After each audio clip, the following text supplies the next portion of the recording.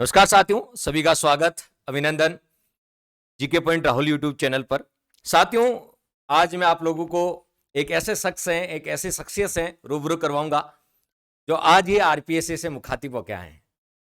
RPSC sub inspector में आज इनका इंटरव्यू था और जो लोग आगामी प्रतियोगी परीक्षाओं की तैयारी कर रहे हैं, जिनमें इंटरव्यू का प्रोसेस से गुजरना होता है, जैसे सब इंस्पेक्टर का एग्जाम, बहुत सारे लोगों के मन में विचार हैं कि सर आगामी वैकेंसी में सब इंस्पेक्टर में इंटरव्यू रहेगा या नहीं रहेगा। डेफिनेटली रहेगा। और कुल लेक्चर है, ठीक है, और आरएस है। ये ऐसी प्रतियोगी परीक्षाएं होती है जिनमें पर्सनली डेवलपमेंट टेस्ट से गुजरना होता है, इंटरव्यू से गुजरना होता है। तो आज आपको पता है, जो आगामी प्रतियोगी परीक्षाओं की तैयारी कर रहे हैं उनके जहन में कहीं ना कहीं ये विचार रहता है कि इंटरव्यू कैसा रहता होगा, इंटरव्यू बोर्ड के बाहर जो बैठने का, ठीक है, उस समय क्या माहौल रहता होगा, अंदर मन में क्या विचार चल रहे होते होंगे, ठीक है, क्या प्रोसेस होता है पूरा, कि डॉक्यूमेंट्स वेरिफिकेशन का कितने समय पहले हो जाता है, फिर इंटरव्यू बोर्ड जिसके बाहर आपको इंतजार करने का जो मूवमेंट रहता है आपका, वो कैसा रहता होगा, और साथ ही साथ इंटरव्यू रूम के अंदर, ठीक है, बोर्ड आपसे कैसे बिहेव करता है, यानी कितना कोऑपरेटिव नेचर का होता है या नहीं होता है। और जो बहुत सारे ऐसे मैसेजेस भी करते हैं कि इंटरव्यू में ये क्वेश्चन पूछ लिया जाता है, ठीक है, इसकी भाई, इसकी भतीजी, इसका ये, ठीक है, तो ऐसे क्वेश्चन पूछे जाते हैं या नहीं पूछे जाते हैं। आज अपन आशु जी चौधरी मेरे साथ हैं। आशु जी चौधरी जो आज ही आरपीएससी का सब इंस्पेक्टर इंटरव्यू देके आए हैं, ठीक है। और मैं आपको बता दूं, जब जो सब इंस्पेक्टर की तैयारी कर रहे हैं उन लोगों को, इन्होंने एक कैप्सूल निकाला था, ठीक है, पुलिस पे, ठीक है, पुलिस के बारे में उस समय लगभग किसी के पास इतना ऑथेंटिक, यूं कह सकते हैं कि ऑथेंटिक मटेरियल किसी के पास नहीं था, कंटेंट नहीं था। तो इन्होंने और इनके साथियों ने मिलकर एक ऑथेंटिक कंटेंट भी निकाला था, ठीक है, वो भी अब आपसे रूबरू करवाएंगे। तो चलिए, आशु जी से मैं आपको रूबरू करवाने वाला हूं। आशु जी, ये बताइएगा सबसे पहले, आज आपको बधाई कि आपका सब इंस्पेक्टर का इंटरव्यू था और जैसी उम्मीद थी वैसा ही आपका इंटरव्यू बहुत अच्छा हुआ। और ये भावी सब इंस्पेक्टर हैं जो आरपीएम में मिलेंगे, यदि और कोई साथी मुझे सुन रहे हैं तो आज आशु जी से जानेंगे, ठीक है, कि मुझे आशु जी सबसे पहले ये बताइएगा, बहुत सारे लोगों के मन में विचार होता है कि इंटरव्यू बोर्ड में जाने से पहले कौन कौन से प्रोसेस से गुजरना होता है। कुछ लोग कहते हैं कि इंटरव्यू बोर्ड में जाने से पहले साइकोलॉजिस्ट जब जाते हैं इंटरव्यू बोर्ड में, तो साइकोलॉजिस्ट ये चेक करता है कि आप जिस रूट से आए हो वहां कुछ लिखा हुआ तो नहीं था, ठीक है, या कितनी सीढ़ियां थी, ठीक है, तो या घर से आप ट्रेवल करके आए तो उस दौरान, ठीक है, आपको बीच में कुछ पूछा जाता है, ठीक है, क्या ऐसा कुछ आपके साथ हुआ?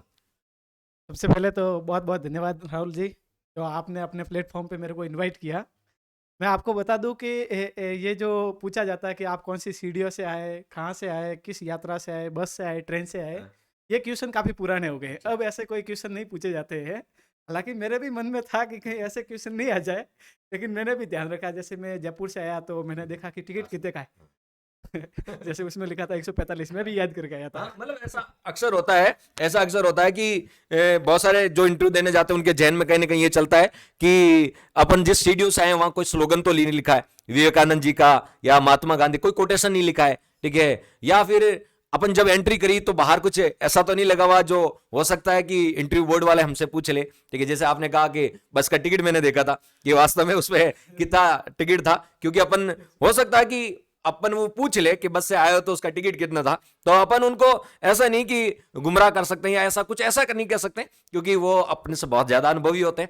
चलिए, तो ऐसा कुछ नहीं पूछा जाता जो आगामी, हाँ, अवेयरनेस होनी जरूरी है। हम ये बिल्कुल नहीं कहते कि बिल्कुल ही नहीं पूछा जाएगा। कोई कोटेशन हो आरपीएससी के अंदर करते वक्त, एंटर करते वक्त बाहर धारा 144 लगी हुई है, ठीक है, तो ऐसा कुछ यदि लगा हुआ है, ठीक है, या अंदर कोई कोटेशन लगा हुआ है, आप सीढ़ियों से गुजर रहे हो, ठीक है, तो मैं भी पूछा जा सकता है। तो थोड़ी अवेयरनेस, ये नहीं, वो आपकी अवेयरनेस चेक की जाती है। अब जैसे आरपीएससी में आज आपका इंटरव्यू था, तो आप कितनी बजे पहुंच गए और उसके बाद डॉक्यूमेंट वेरिफिकेशन में कितना टाइम लगा, कितना इंतजार करना पड़ता अभ्यर्थी को, और उस समय आप इंतजार करते हैं तो क्या मन में विचार चल रहे होते हैं? बिल्कुल, जब सुबह एंट्री हुई, अंदर बुलाया कि आइए आपके डॉक्यूमेंट वेरीफाई करने हैं, तब यूँ मन में था कि कोई डॉक्यूमेंट पीछे तो नहीं रह गया। बार-बार चेक कर रहा था कि यार ये डॉक्यूमेंट है, ये है। फिर अंदर हमको बुलाया, एक लाइब्रेरी में ले गए, वहाँ सबको बुलाया और नाम वाइज़ बुलाया। मेरे को लगा मैं पीछे जा रहा हूँ कि बाद में आए। लेकिन उन्होंने पहले ही नाम अनाउंसमेंट कर दिया कि जिनके नाम है, जैसे राहुल जी आप ये बैठो, वो नंबर वाइज़ खुद ही कर लेते हैं। अच्छा, मेरा नंबर आया 9वां। हाँ, मैं पीछे फालतू ही हो रहा था कि मेरा बाद में हो। ऐसा तो कुछ हुआ नहीं। लेकिन फिर 9वां नंबर था तो डीवी करते-करते भी काफ़ी टाइम लग रहा था। वो सभी का चेक कर रहे थे, इसके भी कुछ कमी रह गई, इसके कमी है, इसके कमी है। अच्छा। मेरे को लगा अपने भी तो कोई कमी है ही, सबके हो रही है तो अपन कौन-सा कोई अलग है, अलग तो थे ही नहीं। हाँ। तो फिर मेरे बारी आई तो मेरे को बोले 10th 12th ग्रेजुएशन सब है, और मैंने कहा जो शपथ पत्र मैंने कहा पहले से बना के लेके आया हूँ। तो वो भी मैंने उनको दिया, तो उन्होंने कहा वेरी गुड, आप पहले कैंडिडेट हो जिसका कंप्लीट है, 10 में से 9वां बंदा है जो आप ही हो जिसके कंप्लीट है। तो फिर भी मेरे को थोड़ा डाउट रहा, तो मैं उनके पास गया, मैंने कहा सर आप एक वो पर्ची देते हैं ना, इंटरव्यू में लेने हाँ, आए तो वो एक पर्ची हाँ। देते हैं। तो मैंने कहा सर मेरे को वो पर्ची दे दो। हाँ। तो कहे क्यों, आपका वापस चेक करूँ क्या, कोई गलती है जो आपको निकाल के दूँ? वो इसलिए दी जाती है कि हाँ, आपकी कोई कोई डॉक्यूमेंट्स नहीं है क्या? कमी पेशी है, हाँ। तो वो आपको इसलिए दी जाए, उसमें मेंशन किया जाता है कि ये डॉक्यूमेंट है और आपको ये जमा करवाने हैं। बिल्कुल। तो मेरे को कुछ थी नहीं, हाँ। तो मेरे को नहीं दिया, लेकिन मैं बार-बार देख रहा हूँ कि मेरे को क्यों नहीं दी? तो मैंने उनके वेरीफाई किया था ये चीज़। देखिए, इनकी कमी इसलिए नहीं थी, ये ऐसे कैंडिडेट होंगे जिनके कंप्लीट डॉक्यूमेंट थे। इसका रीजन है काफी अवेयर थे, ग्रुप में भी काफी एक्टिव रहते हैं और सोशल मीडिया पे भी एक्टिव है, काफी अवेयर भी है। या इनका इंटरव्यू होने से पहले भी हम आरपीएससी में एक बार यार आरपीएससी के बाहर मिले थे, ठीक है, जब ये इनके साथी का था, तो काफी अवेयर है, ठीक है। तो आप हम आपसे या हमारे जो दर्शक है वो और जिनका हो सकता है कि अगले चरण में इंटरव्यू हो, वो ये जानना चाहते हैं कि कौन कौन से डॉक्यूमेंट से कैंडिडेट को साथ ले जाने चाहिए, जो अक्सर गलती कर देते हैं। वो कौन कौन से डॉक्यूमेंट अपनी तरफ से तो कंप्लीट जाते हैं, लेकिन कौन कौन से डॉक्यूमेंट है जो अपन आपको तो बाई मिस्टेक भूल जाते हैं, तो वो बताओ ताकि और भी अभ्यर्थी वो साथ लेके जाएं। बिल्कुल, मैं सुबह जब गया तो मेरे पास एडमिट कार्ड नहीं था, तो मेरे को लगा एडमिट कार्ड निकाल लेते हैं। इंटरव्यू देना है और एडमिट कार्ड नहीं है, उन्होंने एडमिट कार्ड पूछा ही नहीं, क्योंकि अच्छा। उनके पास तो ऑलरेडी नाम होता है। दूसरी बात, मेरे पास काफ़ी साथी थे, वो बोल रहे थे कि मेरे को फोटोकॉपी करवानी है। मैंने कहा क्यों, मेरे दोस्त तो जो देखा है वो तो बोले नहीं चाहिए, तो कि नहीं करवानी है। फिर मेरे को लगा मेरे पास तो है फोटोकॉपी ऑलरेडी, तो मैंने वैसे करवाई नहीं, लेकिन अंदर फोटोकॉपी की कोई ज़रूरत नहीं है। वो सिर्फ ये देखते हैं आपके पास 10th की ओरिजिनल मार्कशीट, 12th की ओरिजिनल मार्कशीट, उसका पहले जो डॉक्यूमेंट नहीं जमा कराया तो उसकी फोटोकॉपी, पहले आपने नहीं जमा कराई है तो उसकी फोटोकॉपी उसी चाहिए। की फोटोकॉपी, वरना फोटोकॉपी की कोई जरूरत नहीं है। डैप में यदि दे दिया तो ओके, नहीं दिया तो ठीक। तो 10th 12th और graduation first year, second year, final और उसके बाद डिग्री। हाँ, ये ध्यान रखना, फर्स्ट ईयर, सेकंड ईयर और फाइनल ईयर की अलग अलग मार्कशीट आपको ले जानी है, ये और नहीं जमा कराई है तो अब ले जानी है आपको। बिल्कुल, किसी के पास अब क्या है कि डिग्री लेट मिलती है, 2 साल 3 साल बाद मिलती है यूनिवर्सिटी से। तो काफ़ी लोग आए थे डिग्री, तो कि डिग्री तो सब लाए नहीं, क्यों नहीं लाए? तो कि वो तो मिली नहीं, तो वापस डिग्री जमा कराओ। तो आप डिग्री अवश्य लेके जाएँ, हाँ। नहीं तो फिर आपको वापस आना ही पड़ेगा। उसके अलावा जो मेन दिक्कत आ रही है, वो आ रही है वो ओबीसी सर्टिफिकेट में। जैसे मेरे दो शपथ पत्र मेरे 2018 में था, फिर बना हुआ सीधा 2022 में, जब डेफ जमा करवाया था उन्होंने चेक किया कि वो 20/4/2022 का बना हुआ है। तो अभी मैं 1 साल कंप्लीट होना बाकी था, अभी तो 15 दिन बाकी है। तो उन्होंने कहा ये तो चल जाएगा, लेकिन आपने जब शपथ पत्र जो आपने जो फॉर्म भरा था उस टाइम का वो कहाँ है आपके पास, सर्टिफिकेट ओबीसी वाला? मैंने कहा वो तो सर नहीं है। तो शपथ पत्र, मैंने कहा ये लो सर, अपन तो रेडी करके आए। मेरे को पता था कि शपथ पत्र की जरूरत पड़ेगी। तो शपथ पत्र ले जाए, जिनके पास ओबीसी का सर्टिफिकेट नहीं है शपथ पत्र ले जाए, और जो गवर्नमेंट जॉब में वो एनओसी जरूर ले जाए अपने डिपार्टमेंट की। सबसे ज़्यादा समस्या यही आ रही थी वहाँ पे। जैसे हम 10 जने थे, उसमें से करीब 4 जने थे जो गवर्नमेंट में थे, और उनके सबसे ज़्यादा समस्या थी कि उन्होंने जब डेफ भरा था तब पटवार की बाद में ज्वाइनिंग हुई, हाँ। उसके बाद रीट की बाद में ज्वाइनिंग हुई, अभी वीडियो की हुई है। तो उन्होंने उसमें वो लिखा हुआ मेंशन नहीं कर रखा है कि भाई मेरे पास जॉब है नहीं है। तो वो वहाँ आके करवा रहे, पूछ रहे आपके पास कोई जॉब है नहीं है। अब वो पहले तो उनको लगा कि हमने डेफ भरा, तब उसमें तो हमने डाला ही नहीं था। क्योंकि उसमें तो उस टाइम तो हमारे ज्वाइनिंग का मिली थी, लेकिन बाद में ज्वाइनिंग मिली है तो वो पूछ रहे, तो हम तो आज की तारीख का पूछ रहे हैं आप किसी सर्विस में हो या नहीं हो। तो अपन कहते हैं कि नहीं मैं तो सर्विस में हूँ, तो फिर एनओसी का है, तो लेके ही नहीं आते। तो बिल्कुल, आप यदि सर्विस में आज दिन तक आपके भले ही डेप भरने के बाद में आपको ज्वाइनिंग मिली है, लेकिन फिर भी आपको वहाँ आके भरवाएंगे भाई आप कौन से जॉब में हो नहीं हो, और आप एनओसी जरूर लेके आए सब। और तो एक तो एनओसी होगी, और दूसरा कि यदि मान लीजिए आपके पास कोई डॉक्यूमेंट नहीं है, तो ऐसा प्रेशराइज होने की जरूरत नहीं है, चिंतित होने की जरूरत नहीं है। आपको टाइम दिया जाएगा, ठीक है, जैसे कह रहे थे कि आसू जी की एक लेटर दिया जाएगा, उस लेटर में लिखा होगा कि आपके रिमेनिंग डॉक्यूमेंट कौन कौन से हैं, वो आपको विद इन 7 डेज आपको आरपीएससी में जमा कराने होते हैं, ठीक है। तो आपको चिंतित, और यदि कोई फोटोकॉपी नहीं है किसी डॉक्यूमेंट की, तो भी चिंतित होने की जरूरत नहीं है। वहां आपको बताया कोई वार्ड बॉय मिल जाएगा, ठीक है, वो जाके आपकी फोटोकॉपी करा के लेके आ जाएगा। तो आपको प्रेस, क्योंकि आप आरपीएससी में आपको एक इंटरव्यू देने जा रहे हैं, ठीक है, आप भावी सब इंस्पेक्टर, भावी आपको बताया सिविल सर्वेंट है, तो आपको परेशान नहीं किया जाएगा। हाँ, वो हो सकता है कि इंटरव्यू हॉल के अंदर आप उसको कुछ परेशान किया जा सकता है, लेकिन बाहर आपको परेशान नहीं किया जाएगा। अब इंटरव्यू हॉल के जैसे ये तो डॉक्यूमेंट्स वेरिफिकेशन हो जाता है ऊपर लाइब्रेरी में। हाँ, लीजिए। उससे पहले मैं बताऊँ, एक क्या होता है, फोटो में दिक्कत आ रही है। अपन क्या फोटो पहले खिंचवा लेते हैं, किसी ने दाढ़ी सेट कर रखी हो आराम से, वो फोटो जाता है। तो आज एक जने को पूछा, फोटो उसने दाढ़ी में थी, और आज आए तो वो सेविंग क्लीन थी। तो उनको पूछा कि आपके फोटो में कोई न कोई तो प्रॉब्लम लग रही है, आपको क्या लगता है क्या हो सकती है? ऐसा तो कुछ भी नहीं है। सब ठीक है, नहीं नहीं एक तो प्रॉब्लम है आप में कि सर शायद मेरे सेविंग उसमें है और या नहीं है। तो मैं ये कहूंगा कि आप नया फोटो खिंचवा लें। नया फोटो और नया फोटो फिर एक अच्छा भी नहीं लगता कि आप एक सब इंस्पेक्टर बनने जा रहे हो और आप डिसिप्लिन फोर्स में जा रहे हो और आप बीएड में जा रहे हो तो थोड़ा अच्छा भी नहीं लगता। डिसिप्लिन फोर्स में जा रहा है तो थोड़ा डिसिप्लिन लगना भी चाहिए कि आप में झलकना चाहिए कि हम इस फोर्स के लायक है, डिसिप्लिन है। तो बीएड वीएड जो आपने पहले बना रखी है, ठीक है। कुछ लोग मैंने ऐसा भी देखा, हल्का क्रेज होता है, हल्की से आपका सेविंग रंग के जाते हैं, नेट एंड क्लीन जाए, क्योंकि आप डिसिप्लिन फोर्स में जा रहे हैं और सब इंस्पेक्टर बनने के बाद तो रोज बनानी पड़ेगी, ठीक है। तो अभी से थोड़ा हैबिचुअल हो जाए। अब मोस्टली ये जो हमारे जो साथी है वो ये जानना चाहते हैं कि इंटरव्यू हॉल के बाहर आपका 9वां नंबर था। देखिए 9वां नंबर था तो एक इंटरव्यू बोर्ड लगभग 10 से 15 मिनट चले, एवरेज मान के चले तो 9 का बाद लगभग इन्होंने 3 घंटे वेट किया होगा, दो ढाई घंटे वेट किया है। अब इन्होंने 2-2.5 घंटे वेट किया तो इनके मन में क्या चल रहा होगा? सब एक एक कैंडिडेट 1 बाय 1 जा रहे थे, तो आपके मन में उस समय क्या चल रहा था? बिल्कुल, मेरे को लगा कि अपना तो 9वां नंबर है, वैसे 9 नंबर मेरे फ़ेवरेट भी है, तो मेरे को लगा आपने तो फ़ेवरेट नंबर दिए हुए हैं, 9 नंबर दिए हुए हैं। अच्छा ठीक है, फिर 9वां नंबर है, मैं बार-बार टाइम देख रहा हूँ, 12 बज गए, साढ़े 12 बज गए, अपनी तो बारी ही नहीं आ रही है। तो हमको सबसे लास्ट में ले जाया, हम 4 जने, तो हमको बोला कि आप बाहर आए, रूम के बाहर बैठे हम 4 जने। वो जा रहा कैंडिडेट, मैं उसका टाइम देख रहा हूँ, 15 मिनट चल रहा है, 20 मिनट चल रहा है। ये तो हालत खराब है। तो काफ़ी पेशेंस रखना पड़ रहा है, लेकिन फिर लग रहा है अपने तो साथ सभी सही तो हो रहा है। हाँ। अब मेरा फिजिकल सबसे लास्ट में था, इंटरव्यू लास्ट टाइम में 9वें नंबर पे आया, वैसे पेपर लास्ट में था, वो तो फायदे में रहा। तो बिल्कुल मेरे साथ जो हो रहा है काफ़ी पॉजिटिव हो रहा था, तो मेरे को लगा पॉजिटिव। देखो इससे ये पता लगता है कि आप में कितना पेशेंस है। आप लास्ट कैंडिडेट है, ठीक है, मतलब सेकंड लास्ट कैंडिडेट है और आप में पैसेंस कितना है। और आप जानते हैं कि क्वालिटी में पूछा जाता है कि आप सब इंस्पेक्टर बनने जा रहे हो तो क्या क्या क्वालिटी होनी चाहिए, समझे। पैसेंस बहुत जरूरी है, भीड़ उग्र हो जाए तो उसको कंट्रोल करने के लिए भी पैसेंस की आवश्यकता होती है। अब जैसे आप ये बताओ कि जैसे आपका ये प्रोसेसिंग बताते हैं, कुछ स्टूडेंट के मन में ऐसा रहता है कि सर कैसे एंटर करें, वहां गेट कीपर होता है, गेट खोलने वाला, ठीक है, या खुद को ही खोलना पड़ता है। वापस बंद करते वक्त जैसे मॉक इंटरव्यू में बहुत सारे लोग होते हैं, वहां कोई खोलने वाला नहीं होता मॉक में, ठीक है। आरपीएससी में कोई वहां पर खुद को ही बंद करना होता है या गेट कीपर बंद कर देता है, ठीक है। और यहां से वहां तक जाते हैं तो नमस्कार करना बेटर होता है, नमस्ते बोलना बेटर होता है, या फिर गुड मॉर्निंग बोलना बेटर होता है। मतलब क्या चाहिए, छोटी छोटी चीजें हैं जो दर्शक सबसे ज्यादा जानना चाहते हैं। बिल्कुल मैं मेरा जब 9वां नंबर था तो मैं काफ़ी वेट कर रहा था कि कब बारी आए, कब बारी आए। तो जब मेरा जो आगे वाला जस्ट 8वां कैंडिडेट था वो अंदर चला गया, तो जो बाहर बैठे थे अंकल वो पानी लेने चले गए। अब मैं टेंशन में कि मेरी बारी आ गई तो मैं अंदर कैसे जाऊँ, गेट कैसे खोलना है या फिर किसको बुलाएंगे, मैं अंदर जाऊँ और समझे कि यही अंकल है क्या। आज अंकल चेंज कैसे हो गए। तो मेरे को डर, मैं बार बार पानी वाले अंकल को देखूँ कि आओ आओ जल्दी आओ, वो इंटरव्यू दे के कहीं आ गया तो मैं बाहर निकल गया तो मेरी हालत खराब हो जाएगी। तो वो पानी लेने गए, लेकिन उनको पता रहता कि 10 मिनट तो चलेगा। फिर वो थोड़े बाहर बैठे थे, हमारा इंटरव्यू का रूम थोड़ा अंदर था।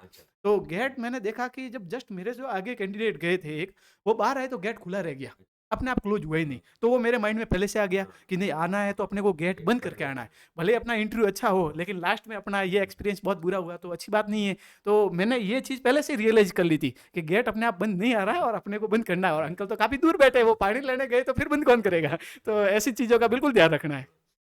तो एक गेट खोलने के लिए गेट कीपर होता है, ठीक है। गेट खोलने के लिए आपको चिंता नहीं करनी है, गेट कीपर होता है, ठीक है। आप चाहे तो वो गेट खोल देता है, आप एंटर कर सकते हैं। लेकिन बहुत सारे मन के लोगों के मन में विचार है गेट खोलते ही चेयरमैन, बोर्ड का चेयरमैन सामने होता है, गेट खोलते ही, ठीक है। तो क्या गेट खोलते ही अपने को नमस्ते या गुड मॉर्निंग प्रहार कर देना है, या थोड़ा आपको होता है रूम के अंदर जाके सभ्य तरीके से उनको अभिवादन करना है?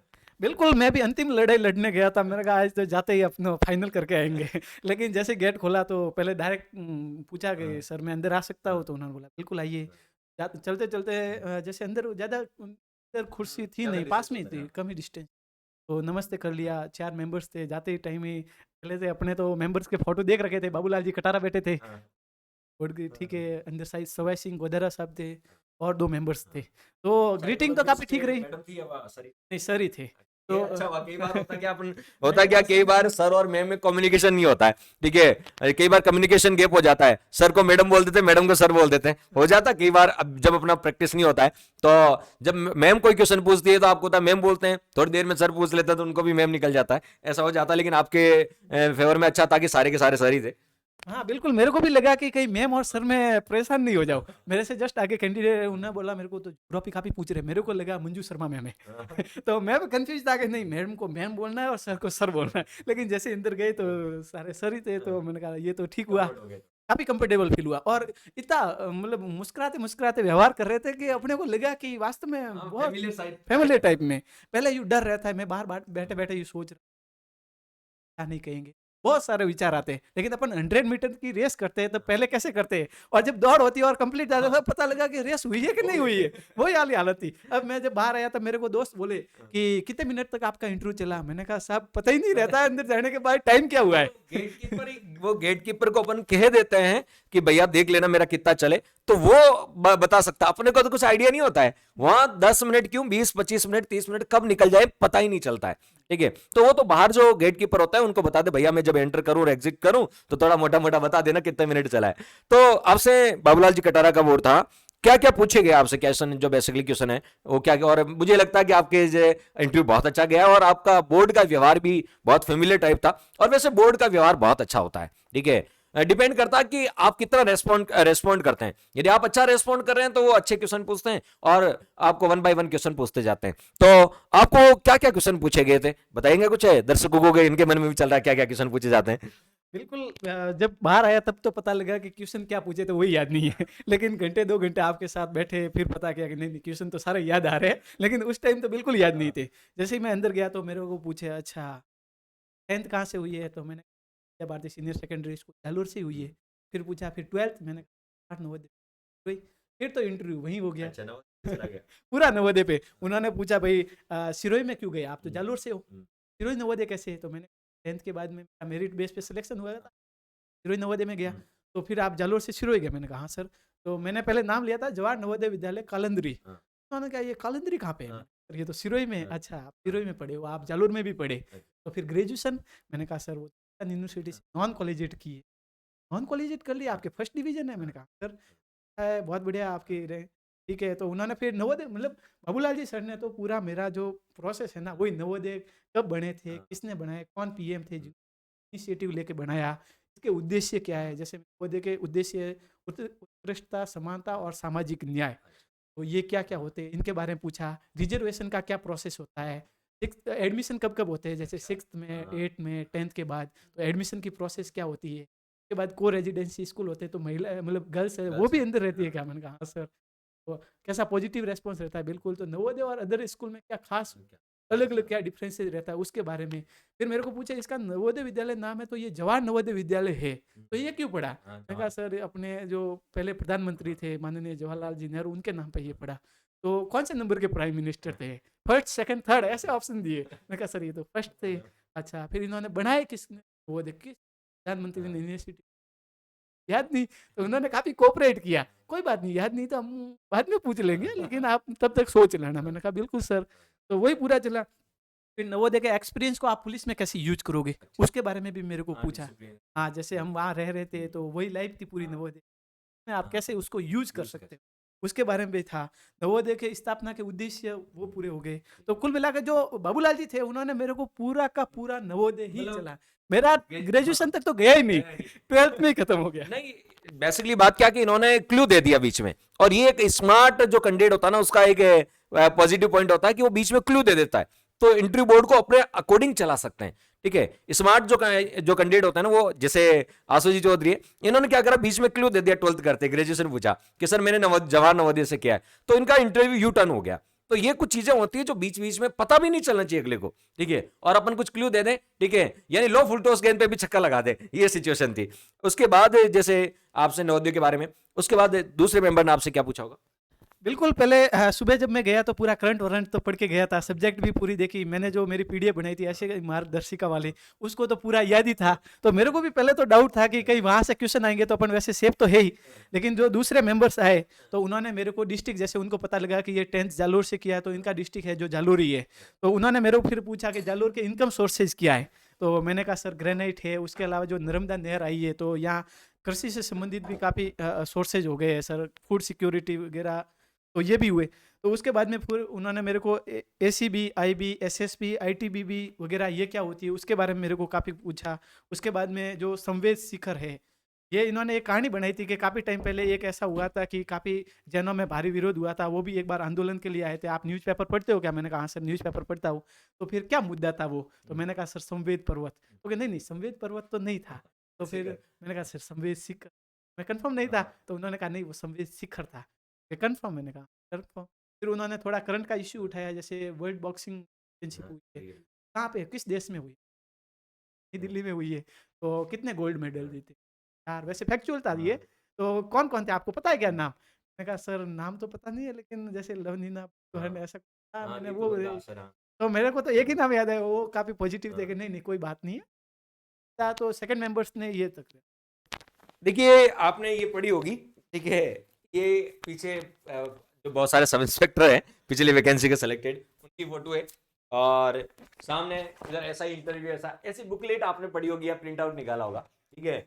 और इधर लिखा होगा देखो हरपुल रणवा और आसूराम चौधरी, ठीक है। ये इन्होंने ये पीडीएफ बनाई थी। इन्होंने ये पीडीएफ इसलिए बनाई, बहुत सारे कैंडिडेट के पास पुलिस का या इंटरव्यू को कोई मैटर नहीं था, ठीक है। मॉक इंटरव्यू दिए बहुत सारे लोगों ने, तो इन्होंने बहुत सारे लोगों की हेल्प की थी, तो ये बुकलेट निकाली थी और ये कह रहे हैं, ये संकल्प ले रहे हैं आज इस प्लेटफॉर्म पे कि यदि मेरा सब इंस्पेक्टर में, देखो डेफिनेटली होगा सिलेक्शन, तो यदि सब इंस्पेक्टर में सिलेक्शन हो जाता है तो जो आगामी भर्ती के लिए तैयारी कर रहे विद्यार्थी, ठीक है, वो उनके लिए हम सब इंस्पेक्टर की एक इंटरव्यू की बुकलेट निकालेंगे, ठीक है। अभी से हम संकल्प कर लिया है, ठीक है, कि आगामी, ठीक है, इस वैकेंसी में सिलेक्ट होने बाद, ठीक है, जो आगामी वैकेंसी आएगी आने वाली सब इंस्पेक्टर की अगले महीने, तो उसके लिए एक इंटरव्यू की बुकलेट स्पेशली सब इंस्पेक्टर, जैसे आरएस की आती है ना इंटरव्यू की बुकलेट, सब इंस्पेक्टर इंटरव्यू की बुकलेट निकालेंगे। तो ये आज संकल्प है, ठीक है। जब लिस्ट आ जाए तो नंबर चेक कर लेना, ठीक है। उसके बाद आपको आगामी इंटरव्यू में आपको ज्यादा परेशान होने की जरूरत नहीं है।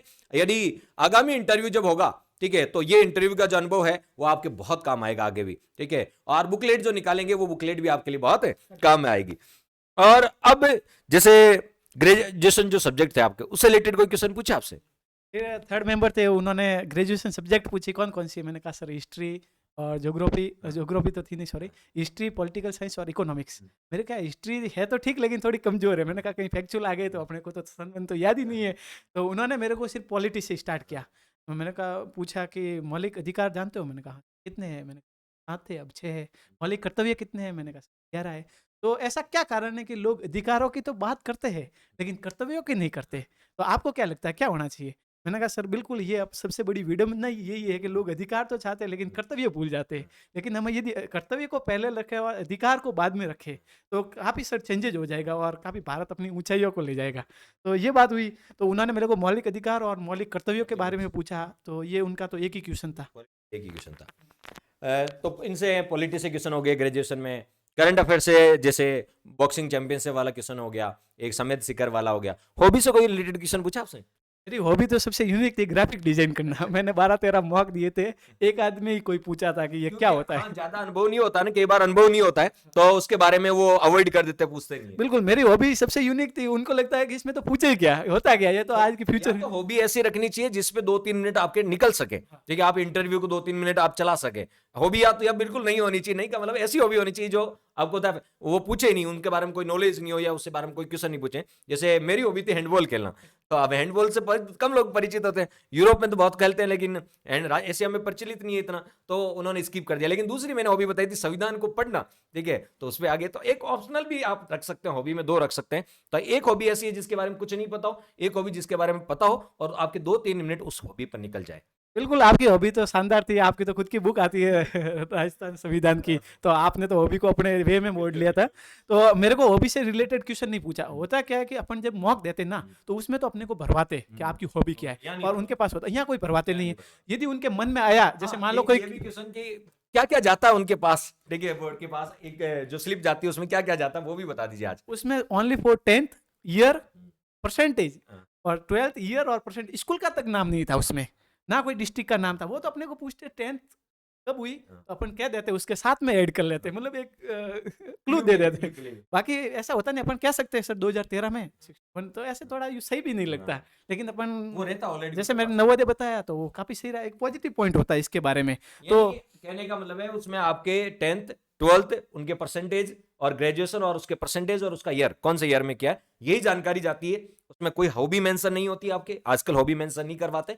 वो इंटरव्यू पे बोर्ड पे डिपेंड करता है कि वो हॉबी पूछे या ना पूछे, तो हॉबी मेंशन नहीं होती, चिंतित नहीं होने की जरूरत नहीं है। सर मेरी, कुछ लोग कहते हैं सर मेरी तो हॉबी है ही नहीं, ठीक है तो क्या बनाए, तो ऐसे आपको प्रेशराइज होने की जरूरत नहीं है। हॉबी है तो नेचुरली बता दो, नहीं है तो कह दीजिए कि सर मैं इतना व्यस्त था, ठीक है, या अभी स्टूडेंट लाइफ में चल रहे हैं या और कोई जॉब में है, तो आप उसे अवॉइड भी कर सकते हैं, लेकिन एक पॉजिटिव वे में अवॉइड कर सकते हैं। फिर फोर्थ मेंबर थे, उन्होंने मेरे को पूछा आप गांव में रहते हो कि शहर में रहते हो? मैंने कहा सर मैं तो गांव में रहता हूँ। तो गांव में तो पुलिस आती है तो लोग डर जाते हैं। मैंने कहा सर बिल्कुल कोरोना से पहले से तो था, लेकिन कोरोना के बाद ये चेंज हो गया। ये हो गया कोरोना ने। मैंने कहा सर कोरोना के टाइम में जो थी ना, वो सामुदायिक, जो लोग जब घरों के अंदर थे तो पुलिस बाहर फर्ज निभा रही थी, तो उसके प्रति जो लोगों की अब जो पॉजिटिविटी हुई है ना, वो सर बहुत चेंजेज हो गई है। कोरोना में जो पुलिस है, अपन स्मार्ट पुलिसिंग की बात करते हैं, स्मार्ट में जो एस है सेंसिटिव और स्ट्रिक्ट।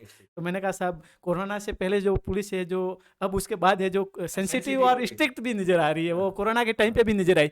उसके बाद जो मेरे को पूछा तो फिर क्या क्या चेंजेज हुए कोरोना के बाद, तो मैंने कहा सर पुलिस है जो हेल्थ के प्रति कॉन्शियस हुई है। उसके बाद जो अपन सोशल मीडिया का उपयोग बढ़ा है पुलिस में, सेंसिटिव और स्ट्रिक्ट पुलिस नजर आई है। पुलिस में जो अपन सीएलजी मेंबर्स वगैरह की बात करते हैं, ग्राम वो रक्षक वगैरह, उनकी बात करते हैं, तो वो काफी बढ़ा है, पहले की बजाय बहुत बढ़ा है। बिल्कुल, तो मैंने कहा सर ये पॉजिटिव चेंज है। तो थर्ड मेंबर ने उनको बहुत वेरी गुड शानदार बोला। फिर चलिए, तो एक और विचार इन बहुत सारे विद्यार्थियों के बीच रहता है कि आशु जी के 300 प्लस नंबर है, ठीक है, और तो ये विचार रहता है कि सब इंस्पेक्टर में सेफ स्कोर क्या है, जो आगे तैयारी करेंगे अगले साल, ठीक है, सेफ स्कोर क्या है जो अभी वैकेंसी आने वाली है, भाई क्या स्कोर करेंगे सेफ है। तो मुझे जहां तक लगता है, मेरा इनसे भी पूछेंगे, मुझे जहां तक लगता है कि यदि आज सब इंस्पेक्टर में यदि आप सेफ स्कोर ढूंढ रहे हो, ठीक है, आगामी देखो वैसे तो पेपर पे वेरी करता है कि पेपर इजी आता है या हार्ड आता है, लेकिन सेफ स्कोर की वेरी करता तो 310। पहले 2016 वाली वैकेंसी हुई थी तब लोग कहते थे 300 स्कोर लेके आ जाओ, बिल्कुल सेफ है, ठीक है। अब ये जो हो गए इस बार 300 प्लस वाले थोड़े सेफ है, 305-10 वाले, ठीक है, यानी 300 प्लस वाले सेफ है, ठीक है। अब जो यहां पे लग रहा है, ठीक है, कि आगामी में तो 310 के साथ आप दावे के साथ कह सकते हो कि इंटरव्यू में मुझे 18-20 नंबर भी देंगे ना तो भी आपका सिलेक्शन हो जाएगा। मेरी ओपिनियन ये है आगामी के लिए, ठीक है, ये तो रिजल्ट बताएगा, ठीक है। आशु जी के पास काफी गैदरिंग भी है, जुड़े हुए लोग भी है, तो आशु जी इस वैकेंसी में क्या मेरिट रहने की आप अनुमान लगा सकते हैं, क्या अनुमान कहता है, आपका आइडिया क्या रहेगी? बिल्कुल साहब, मैंने तो ये पीडीएफ को सेल किया, तब मैंने लोगों को पूछा कि मेरे को आप नंबर बताओ, लेकिन काफी जने तो नंबर बताते तक नहीं है। तो मैंने, मेरे साथ भी यही प्रॉब्लम, फिर अपने ग्रुप भी बनाया कि 300 प्लस कितने लोग हैं, तो उसमें मुश्किल से 130 जने लोग जुड़ पाए। तो ऐसा नहीं है, जब मैंने भी तैयारी की ना, तब मेरे को लगा 300 नंबर आया है, तो अपने तो सेफ है भाई। तो यही मन में था। मेरे साथी है हरपुल जी, उनके 270 नंबर थे पिछली बार, उनके इंटरव्यू में 31 नंबर आए, 301, 171वीं रैंक लगी और उनका चयन हो गया। तो अपने को तो लग रहा था कि इंटरव्यू समय 301 मेरिट है, पोस्टें भी कम है, तो इस बार तो पोस्टें भी ज्यादा है, तो 301 नंबर आएंगे तो अपने तो पार पड़ जाएगी। लेकिन मेरे 301 नंबर भी आए। सीटें ज्यादा है लेकिन उतने ही गुने ज्यादा पास हो गए, उससे ज्यादा तो ज्यादा डिफरेंट फर्क नहीं पड़ेगा। लेकिन कोरोना के बाद अपन देखें तो मेरिट पे जरूर असर पड़ा है। लोगों ने अच्छी तैयारी की है। पहले जो मेरिट 207 पे गई थी वो 235 पे गई, सीट भी बढ़ी है। और 13 और 14 और 15 को पेपर हो गया। मेरे 301 नंबर थे लेकिन 15 को पेपर हो गया, तो पॉजिटिव तो मेरे प्रति तो रहा है। लेकिन ऐसे देखें तो इसकी बजाय यदि एक दिन एग्जाम हो तो मैं मानता हूँ कि 310 305 नंबर सेफ है। हाँ, यदि वन डे एग्जाम हो तो 305-10 स्कोर सेफ रहेगा आगामी। तो आप हिंदी में अच्छा कर सकते हैं, हिंदी में आप मोटा मोटा मान के चलो, हिंदी में आप 85 क्वेश्चन कर लो, ज्यादा नहीं, हिंदी में आप 85 क्वेश्चन कर लो, जीके में आप, ठीक है, 80 के समथिंग % कर लो, ठीक है। तो ये मोटा मोटा भी एवरेज रहेगा, 310 पहुंच जाओगे आप, 80 और 85। यदि आपको इसमें भी पेपर यदि मतलब अच्छे लेवल का है, यानी मॉडरेट लेवल का है, टफ आएगा थोड़ा और कम हो जाएगा, इजी आएगा थोड़ा और ग्राफ बढ़ जाएगा, ठीक है। लेकिन मोटा मोटा आप चाहते हो कि जीके हमारी थोड़ी वीक है, ठीक है, क्योंकि जीके में इकोनॉमिक्स, साइंस टेक, ठीक है, और इसके साथ साथ जो मैथमेटिक्स वाला पार्ट है, इनके बिना तो पॉसिबल ही नहीं है, क्योंकि इनको यदि आप इकोनॉमिक्स छोड़ दो, साइंस टेक छोड़ दो, मैथ छोड़ दो, तो फिर ये स्कोर कहीं ना कहीं नीचे आ जाएगा आपका। तो बिल्कुल, मैंने जब अपने आंसर की आई जो जीके की, मैं तो आर्ट्स का कैंडिडेट हूँ, मेरे साइंस रही हुई नहीं है, तो करंट भी मैंने पढ़ा जैसे, लेकिन जो साइंस मैथ है उसमें हाथ तंग है। लेकिन मैंने जब तैयारी की ना तो साइंस मैथ को कंटिन्यू रखा, मैथ्स तो अपने कंटिन्यू पढ़नी है, एक टाइम फिक्स कर दिया, मेरे को रीजनिंग कंटिन्यू पढ़नी है। तो आप बात नहीं मानोगे, जो 50 क्वेश्चन स्टार्टिंग के थे वो जीके के थे, उसमें मेरे 9 गलत थे। लेकिन पीछे के जो 50 क्वेश्चन थे जिसमें मैथ्स, रीजनिंग, करंट, उसमें मेरे सिर्फ 2 क्वेश्चन गलत थे, टोटल 11 क्वेश्चन ही गलत हो पाए। तो काफ़ी पॉजिटिव रहता है, मैथ्स आपकी अच्छी हो तो उसमें रॉन्ग होने के चांस ही नहीं है, रीजनिंग अच्छी हो उसमें गलत होने के, लेकिन मेरे जीके है, मेरे जीके में अच्छी तैयारी है, लेकिन गलत हो सकते हैं क्योंकि वहाँ प्रेशर ही अच्छा रहता है ना। सर अथा है, जीके का अथा है, ऐसा कुछ नहीं है। तो अब आपके मन में ये भी आ रहा है सर हम कौन कौन सी बुक्स पढ़े। वैसे मैंने पिछले वीडियो में, आप हमारे यूट्यूब चैनल पे जाओगे इसी पे प्ले लिस्ट में, तो पिछले वीडियो में मैंने बताया कि सब इंस्पेक्टर के लिए कौन कौन सी बुक्स पढ़नी चाहिए, बुक लिस्ट क्या क्या है। वो सब इंस्पेक्टर और आरएस का सिलेबस सेम ही है, तो आरएस प्रीलिम्स और सब इंस्पेक्टर का सिलेबस सेम ही है, तो दोनों बुक्स आपको आरएस प्रीलिम्स और सब इंस्पेक्टर के लिए एक जैसी काम आ जाएगी। अब और आपने कौन कौन सी बुक्स पढ़ी, ये भी हर विद्यार्थी की ये जानता है कि आपने भी कौन कौन सी बुक्स पढ़ी होगी या कौन कौन सी बुक रिकमेंड करने चाहोगे बच्चों को। बिल्कुल, बुक्स के लिए तो ऐसा है कि जीके में मेरे कोचिंग के नोट्स पड़े थे मेरे पास, तो मैंने तो काफ़ी बार उनको ही रिवीजन किया। करंट के लिए मैंने ज़रूर देखो, करंट कंटिन्यू रहना चाहिए। आप तैयारी कर रहे हो, करंट में आपका स्कोप ऐसा है कि गलत नहीं आ रहा तो नहीं आ रहा है, आ रहा है तो एकदम ओके। तो करंट को कंटिन्यू पढ़ा है। उसके बाद मैथ्स और रीजनिंग की बात करें तो वो कंटिन्यू 3 महीने मैंने तैयारी की, लेकिन रात को जो 7 बजे से लेकर 10 बजे तक ओनली फॉर मैथ्स, रीजनिंग और करंट, ये 3 महीने का शेड्यूल था। उसमें कंटिन्यू, मतलब जो सिलेबस, जैसे मान लो परसेंटेज हो गया तो क्या हुआ, दूसरे क्वेश्चन आओ, लेकिन वो पूरे के पूरे रेडी रखे। जैसे राजस्थान में थोड़ा अभी देखे तो राजस्थान से जो पॉलिटी से लेके मैटर नहीं था, लेकिन उसमें आपकी बुक मिल गई मेरे को, तो वो भी काफी सही रहा। तो कुछ कुछ बुकें हैं जो मार्केट में नहीं है, लेकिन वो यूनिक बुक लगती है। हमारी राजस्थान पॉलिटी की बुक चल माल मचा रही है साल डेढ़ साल से, ठीक है। ये कोविड के दौरान जब मुझे महसूस हुई आवश्यकता आरएस मेंस की, जब मैं प्रिपरेशन कर रहा था आरएस मेंस की, तो थर्ड पेपर में मेंस में राजस्थान पॉलिटी के लिए कोई ऑथेंटिक मैटर नहीं था, ठीक है। तो उस समय मुझे महसूस हुई इसकी आवश्यकता, तो मैंने ये राजस्थान पॉलिटी की बुक लिखी, और ये साल भर में लगभग साल डेढ़ साल हुआ बुक को लॉन्च हुए, 5वां संस्करण चल रहा है, धमाल मचा रही है। लगभग आप लोग जो साथी देख रहे हैं आपने भी पढ़ी होगी इसको। राजस्थान पॉलिटी स्पेशल के लिए वन स्टॉप सॉल्यूशन है, इससे बेटर आज तक यानी पिछले अभी 2021-22 में जितने भी एग्जाम हुए सारे इसी बुक में से पूछे गए। बिल्कुल, लास्ट में मेरे को आता आता एक क्वेश्चन पूछा सर ने, बाबूलाल जी कटारा वापस बोले कि आप एक ऐसा एक बार इमेजिन करो कि देश में पुलिस है नहीं, तो आपको क्या लगता है। तो मैंने उसमें गांधी जी का एक कोटेशन मेरे को याद था, मैंने कहा सर मैं वो बताना चाहूँगा। बोलो कि सर, गांधी जी ने कहा था कि एक सेना के बगैर तो मैं राष्ट्र की कल्पना कर सकता हूँ, लेकिन मैं पुलिस के बगैर एक राष्ट्र की कल्पना नहीं कर सकता। तो वो काफ़ी इंप्रेस हुए कि शानदार। क्योंकि पुलिस इंटरनल सिक्योरिटी के लिए बहुत महत्वपूर्ण है, ठीक है, क्योंकि पुलिस के बिना इंटरनल सिक्योरिटी पॉसिबल नहीं है, और सबसे बड़ी चीज इंटरनल सिक्योरिटी है। एक्सटर्नल तो अपन फिर भी मैनेज कर लेंगे सब मिलके, लेकिन इंटरनल सिक्योरिटी बहुत इंपॉर्टेंट इशू है। अब जो आगामी प्रतियोगी, जो आगामी सब इंस्पेक्टर की तैयारी कर रहे हैं या जो आरएस की तैयारी कर रहे हैं, ठीक है, कि दोनों का प्रीलिम्स का सिलेबस लगभग सेम ही है, क्या सजेशन, क्या सुझाव देना चाहोगे। सजेशन तो यही है कि वैकेंसी का वेट करना नहीं है अपने को, कंटिन्यू, यदि किसी के पास आपका कोर्स पड़ा है तो वो कंटिन्यू रीड करो। वैकेंसी तो कभी भी आ जाएगी, उसके बाद तैयारी नहीं होती। जैसे अपनी फरवरी आई, फरवरी 2021 में वैकेंसी आई, उस टाइम कोविड का माहौल था, अपने को लगा दिसंबर में एग्जाम होगा, लेकिन सितंबर में एग्जाम हुआ। तो एग्जाम की कोई सर्टेनिटी थोड़ी नहीं, एग्जाम कभी भी हो जाएगा। वैकेंसी तो आनी ही है, आज नहीं आओ तो साल भर बाद आओ, लेकिन आनी तो है। लेकिन आपको तैयारी तो पहले करनी पड़ेगी, आप तैयारी पहले नहीं कर पाओगे। लेंथी सिलेबस है, इतना लेंथी सिलेबस है, आप सोचो कि लास्ट मोमेंट पे तैयारी हो जाए तो पॉसिबल नहीं है, ठीक है। तो आप तैयारी अभी से शुरू कर दें, हो सकता है मई में वैकेंसी आ जाए, तो तैयारी अभी से शुरू कर दें। सर तैयारी के लिए कहां से पढ़ें। ऑनलाइन कोर्स ज्वाइन कर सकते हैं, ठीक है, मेरा खुद का ऑनलाइन कोर्स चलता है मैया पाठशाला पर, मैया पाठशाला ऐप है, उसमें मेरा आप ऑनलाइन कोर्स ज्वाइन कर सकते हैं जिनको नीड है। कोई हार्ड एंड फास्ट नहीं है कि आप हमारा ही ज्वाइन करें, आप किसी का भी ज्वाइन कर सकते हैं, लेकिन मैया पाठशाला पर, मैया पाठशाला, ठीक है, इसमें हमारा ऑनलाइन कोर्स अवेलेबल है सब इंस्पेक्टर का, पीएसआई का। और आप जानते हैं डॉक्टर के आर मैया सर को जानते होंगे, इनकी हिंदी की बुक आती है, डॉक्टर के आर काफी अच्छी बुक आती है, डॉक्टर के आर मैया की हिंदी की बुक आती है, वो हिंदी पढ़ाते हैं। इस मैया पाठशाला में सब इंस्पेक्टर कोर्स में डॉक्टर के आर मैया सर आपको हिंदी पढ़ाएंगे, ठीक है, और जीके वाला पार्ट मेरे और आपको पता है बहुत सारे टीचर्स के द्वारा यहाँ पर पढ़ाया हुआ मिलेगा। तो वहां आप सब इंस्पेक्टर की ऑनलाइन तैयारी भी कर सकते हैं, ठीक है, घर बैठे ऑनलाइन भी आप तैयारी कर सकते हैं। और कौन कौन सी बुक्स लिस्ट हमने वीडियो बना दिया पिछले लेक्चर में, आप बुक लिस्ट कौन कौन सी पढ़नी चाहिए वो जाके देख लो, ठीक है, बुक लिस्ट भी हमने बता दी, ठीक है। और अब जो आगामी जो इंटरव्यू देने आएंगे, ठीक है, लगभग 21 इस चरण समाप्त होने के 21 हो जाएंगे, हाँ, मतलब 1000 बजेंगे, यानी मिड मई तक वेट करो, ठीक है, जो इस चरण में इस प्रोसेस से गुजरे मिड मई के समथिंग रिजल्ट आ जाएगा, ठीक है।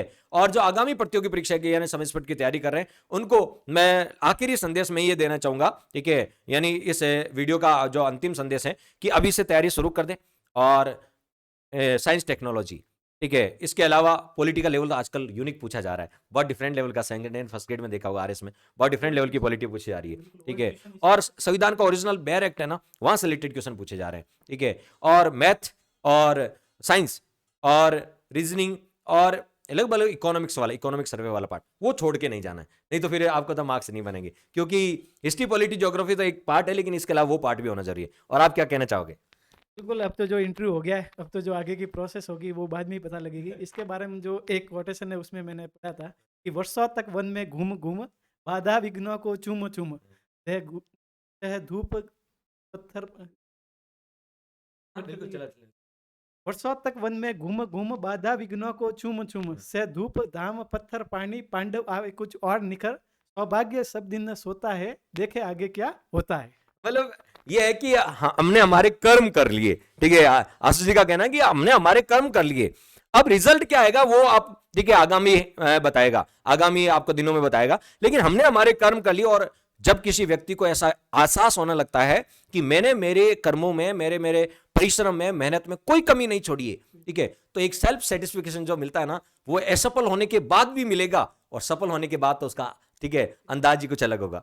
बिल्कुल, लास्ट 2018 में भी मैंने दिया था एग्जाम, लेकिन उस टाइम पेपर में नंबर कम थे। मेरे साथी है हरपुल जी, उन्होंने मेरे को काफ़ी मोटिवेट किया। मेरे को लास्ट में पूछा कि आप 2018 में ग्रेजुएशन कर दिए, उसके बाद क्या कर रहे हैं। मैंने 2018 में एग्जाम दिया था, लेकिन उस फाइनल रूप से नहीं हो पाया। उसके बाद मैंने कहा, मेरे साथी थे हरपुल जी, उनका चयन हो गया था, तो मैंने सर कंटिन्यूटी रखी। तो कहा, आपकी इतनी कंटिन्यूटी रह गई। मैंने कहा सर मैंने तो की तो है ये कंटिन्यूटी। चलो साथियों, और कोई आपके सब इंस्पेक्टर के इंटरव्यू से रिलेटेड, पर्सनालिटी डेवलपमेंट से रिलेटेड कोई क्वेश्चन है तो आप हमारे कमेंट बॉक्स में कमेंट कर सकते हैं, ठीक है। और हमारा टेलीग्राम चैनल ज्वाइन कर लीजिए, जीके पॉइंट राहुल, वहां पर अपडेट मिलता जाएगा। कोई भी सब इंस्पेक्टर से वैकेंसी से रिलेटेड कोई अपडेट है तो वहां पर मिलता जाएगा, और कोई क्वेश्चन है तो कमेंट बॉक्स में डाल दीजिएगा, आशु जी भी आपके उस कमेंट्स का जवाब दे देंगे। देना दोस्तों, थैंक्स फॉर वॉचिंग।